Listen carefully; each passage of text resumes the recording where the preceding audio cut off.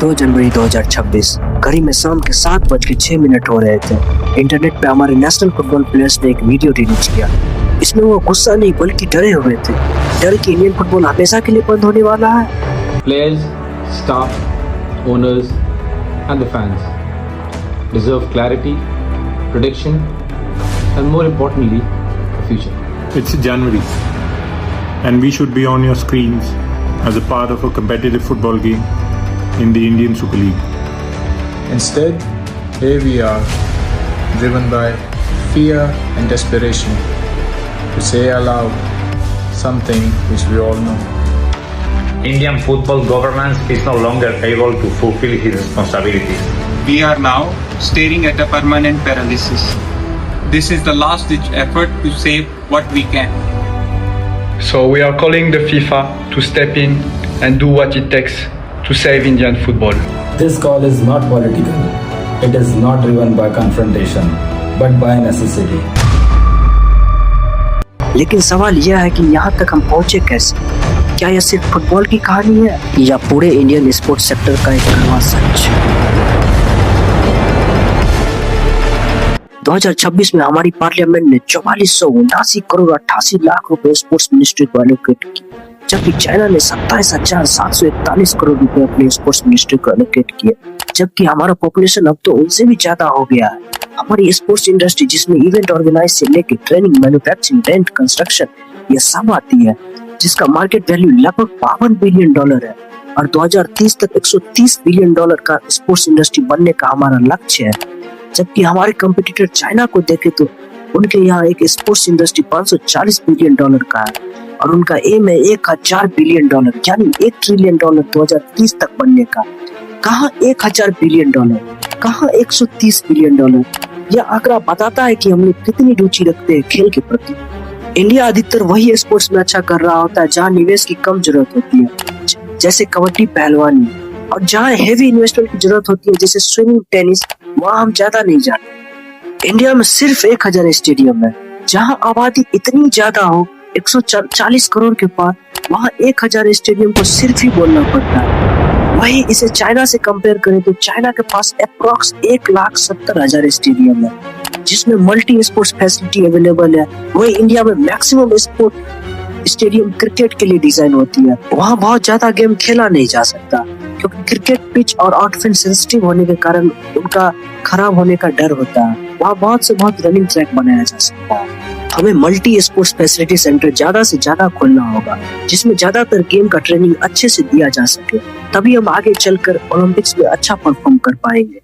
और ओलंपिक्स की बात करने से पहले हमें 2 टर्मों को समझना होगा, समर ओलंपिक्स और विंटर ओलंपिक्स। समर ओलंपिक्स हर 4 साल पे होता है, विंटर ओलंपिक्स भी हर 4 साल पे होता है। यह दोनों एक साथ नहीं होता। समर ओलंपिक्स के 2 साल बाद विंटर ओलंपिक्स होता है, इसलिए हमें हर 2 साल पे एक ओलंपिक्स देखने को मिलता है। समर ओलंपिक्स और विंटर ओलंपिक्स को ही आमतौर पे हम लोग ओलंपिक्स बोल देते हैं। समर ओलंपिक्स यूजुअली पानी और जमीन पे खेला जाता है, जैसे स्विमिंग और पहलवानी, और विंटर ओलंपिक्स आइस और स्नो पे खेला जाता है, जैसे स्कीइंग और आइस हॉकी। विंटर ओलंपिक्स में इंडिया ने आज तक अपने इतिहास में एक भी मेडल नहीं जीता। अब इससे भी बड़ी शॉकिंग बात है कि हमारे पास क्वालिफाइड प्लेयर ही नहीं है। अगर आंकड़ों की बात करें तो 2014 में इंडिया ने 2 प्लेयर, 2018 में 2 प्लेयर, 2022 में सिर्फ 1 प्लेयर, 2026 में 2 प्लेयर पार्टिसिपेट करने को भेजा, जबकि चाइना ने 2014 में 66 प्लेयर, 2018 में 82 प्लेयर, 2022 में 176 प्लेयर और 2026 में 125 प्लेयर पार्टिसिपेट करने को भेजा। इसी कारण से हम विंटर ओलंपिक्स में पार्टिसिपेट करने से पहले हार जाते हैं। यही कारण है कि इतिहास में आज तक हमने एक भी मेडल नहीं जीता है।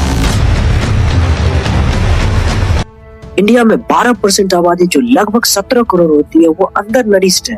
अंडर नरिश्ड मतलब कुपोषित, जिसको अपने जरूरत का खाना भी नहीं मिल पा रहा, वो कभी भी मर सकते हैं। और हर 10 में से 4 भारतीय हेल्दी खाना अफोर्ड नहीं कर सकते, जो कि हमारी आबादी का लगभग 43% हिस्सा है। इसका मतलब हमारी 43% जनता खाएगी तो मरेगी नहीं, और वो तंदुरुस्त और मजबूत बिल्कुल नहीं है। और जिनके पास खाने के लिए पर्याप्त संसाधन है वो भी एक हेल्दी लाइफस्टाइल नहीं जी पा रहे। क्या हमारे कल्चर में घुस चुका है। इमेजिन करो एक 65-70 साल का व्यक्ति जो जॉगिंग करने जा रहा, या 65-70 साल की महिला जॉगिंग करने जा रही है। इनफैक्ट हमारे गांव में शादी होने के बाद महिला जॉगिंग करने जाती हो, ये बहुत कम, ना के बराबर देखने को मिलता है। यह तीनों एग्जाम्पल भले ही हमारे मेट्रोपॉलिटन सिटी में देखने को मिल जाए, और जहाँ देश की 64% आबादी रहती है वहाँ अक्सर देखने को नहीं मिलता। अमेरिका को महिलाओं ने टॉप विनर में शामिल करवाया। अब ओलंपिक्स में हर गेम महिला पुरुष दोनों के लिए होता है, मतलब पार्टिसिपेशन 50-50 के हो गए हैं। अगर हम अभी महिलाओं को बढ़ावा नहीं देंगे तो 50% मेडल तो पार्टिसिपेट करने से पहले ही हार चुके होंगे। लगभग 85 से 90% भारतीय डेली एक्सरसाइज के लिए टाइम नहीं निकाल पाते, या कहे तो देना नहीं चाहते, जिससे हमारा देश हार्ट डिजीज का कैपिटल बनता जा रहा है। और लाइफ स्टाइल सही नहीं होने के कारण हमारे देश में 10 करोड़ से ज्यादा डायबिटिक लोग हैं। हमारा असली कल्चर जो संघर्ष का रहा है, हम उसे भूल के आत्मसमर्पण का बनाते जा रहे हैं। हमें परशुराम जी की तरह फिजिकली और मेंटली फिट होना होगा। हमें अब एक्सरसाइज को डेली रूटीन में शामिल करना होगा। अगर हम इन परिस्थितियों में रहना जारी रखते हैं तो हमें दिल से जुड़ी बीमारी या डायबिटीज होने की बिल्कुल संभावना बनी। जैसा चल रहा है चलने दो। इसी सोच की वजह से हम ज्यादा इनोवेशन भी नहीं कर पाते। मार्क रोवर, जो कि नासा में एक साइंटिस्ट थे, जो कि नासा के द्वारा मंगल ग्रह पे भेजे गए मिशन में भी शामिल थे, वो मिशन सफल भी रहा। चाहते तो वो नासा में भी अच्छे पैकेज के साथ कंटिन्यू कर सकते थे, पर उन्होंने उसे छोड़ रिस्क लिया और साइंस एक्सपेरिमेंट से जुड़ा चैनल बनाया, और साथ ही क्रंच लैब जैसी अपनी कंपनी की शुरुआत की, जिसमें उन्होंने बच्चों के लिए इनोवेटिव टॉयज बनाना शुरू किया ताकि बच्चे अपने बचपन से ही क्रिटिकली सोच पाए। और वो आज अच्छा समाज में योगदान दे रहे हैं। आगे चल के उनके स्टूडेंट्स क्रिटिकली थिंकिंग की वजह से उनसे भी अच्छा कर पाएंगे और मानव को एक नई ऊंचाइयों पर पहुंचाएंगे। हमें भी स्पोर्ट्स में ऐसा ही सोचना होगा। हमें सिक्योरिटी से भरी अनचाही नौकरी करनी है या मनचाही स्पोर्ट्स को परस्यू कर आगे बढ़ना है। इसमें अधिकतर भारतीय परेशान रहते हैं कि किसी भी स्पोर्ट्स में एडमिशन कैसे लिया जाए, क्योंकि हमारे यहाँ प्रोसेस की क्लैरिटी नहीं है, और जहाँ क्लैरिटी भी होती है वहाँ उस स्पोर्ट्स से जुड़ा क्लब नहीं होता। इन चीजों पर गवर्नमेंट को बहुत काम करना होगा। पहले तो गवर्नमेंट को डिस्ट्रिक्ट लेवल पे एक हेल्प सेंटर खोलना होगा, जहाँ जाकर कोई भी अपने खेल से जुड़ा क्वेश्चन कर पाए, और उस हेल्प सेंटर को प्लेयर को एडमिशन दिलाने में मदद भी करनी होगी। इसी तरीके से खेल को ग्रासरूट लेवल से ऊपर लाया जा सकता है। यदि ऐसा सिस्टम अभी है तो भी वो अच्छे से ऑपरेट नहीं कर रहा। दूसरी बात, अभी हमारे इनिशियल स्टेज में खिलाड़ियों को क्लैरिटी देना बिल्कुल आवश्यक है कि खेल के बाद उसका क्या होगा। यह भी कि एक बहुत बड़ा कारण है कि लोग खेल से दूर भागते हैं, क्योंकि उन्होंने सीता साहू और तारा सिंह जैसे खिलाड़ियों का उदाहरण देखा है। सीता साहू, जो कि स्पेशल ओलंपिक्स 2011 में 2 ब्रॉन्ज मेडल जीतकर आई थी, उसे 2013 में अपनी मां के साथ पानी पूरी बेचने पर मजबूर होना पड़ा, क्योंकि परिवार को पैसों की जरूरत थी। वह बात अलग है कि न्यूज में आने के बाद सरकार ने उन्हें फाइनेंशियली मदद किया। वहीं दूसरी ओर तारा सिंह, जो कि नेशनल हॉकी प्लेयर रह चुके हैं, उन्हें कूली का काम करना पड़ता है। ऐसे उदाहरण खिलाड़ियों को आने से रोकती है। रिटायरमेंट के बाद जॉब देना, जैसे कोच बनाना, सपोर्टिंग स्टाफ में रखना।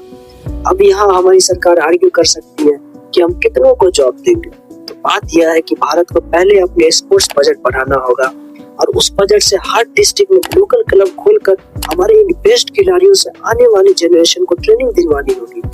और ट्रेनिंग लेके हमारे खिलाड़ी वर्ल्ड के टॉप खिलाड़ियों में शामिल होते हैं तो आईपीएल के समांतर ही हर खेल का लीग मैच होने लगेगा। और जैसे आईपीएल और रणजी में जाते ही खिलाड़ियों को फाइनेंशियली मजबूती मिलती है, वैसे लीग मैच खिलाड़ियों को फाइनेंशियली इंडिपेंडेंट बनाएगी, जिससे हमारी गवर्नमेंट के ऊपर बर्डन कम होगा और हमारे खिलाड़ी को क्लैरिटी और सिक्योरिटी दोनों मिल पाएगी, और हम सही में खेल की दुनिया का विश्व गुरु बन पाएंगे।